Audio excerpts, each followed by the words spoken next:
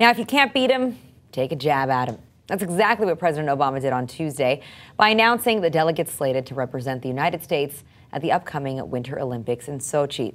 Now, among them, tennis icon Billie Jean King and women's ice hockey Olympic medalist Caitlin Cahow, both who are openly gay.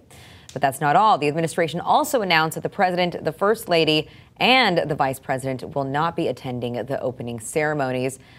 Zach, we know that President Obama has been a staunch critic of the anti-gay legislation that's being pushed in Russia. So what do you think about this message that he's sending?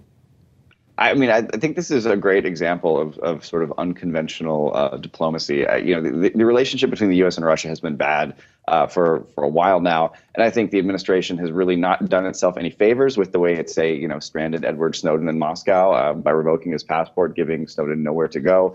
That clearly doesn't put Vladimir Putin in a situation where he's going to want to do lots of nice favors for Barack Obama. And so I think Obama here is jabbing Putin in the eye on gay rights. And this is a fair area to sort of poke him in the eye. I mean, the Russian administration, the Russian government has been really, really hostile to gay people as a matter of policy, a matter of basic human rights policy all year.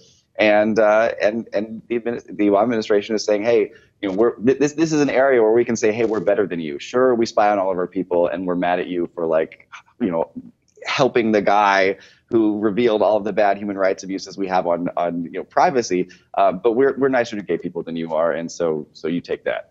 Well, but when the president says that they're not attending the opening ceremonies, does that mean that they won't be going to Sochi at all, or is that more of just like a symbolic step? How does that work?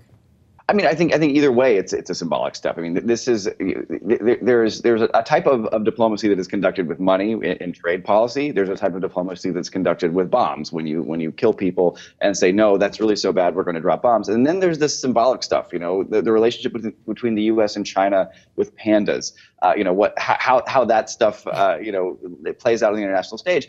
Refusing to go to the opening ceremonies in Sochi is a way of telling the world, hey, this is a guy I've got a problem with. It's sort of sticking your chin out there and being like, you know what, this is not cool. How Putin wants to respond, there isn't going to be like some concrete trade policy response, but there's this weird, vague, shadow boxy sort of cultural gestures that is being exchanged here. Yeah, certainly. And other people, by the way, that are going are Brian Boitano and Janet Napolitano.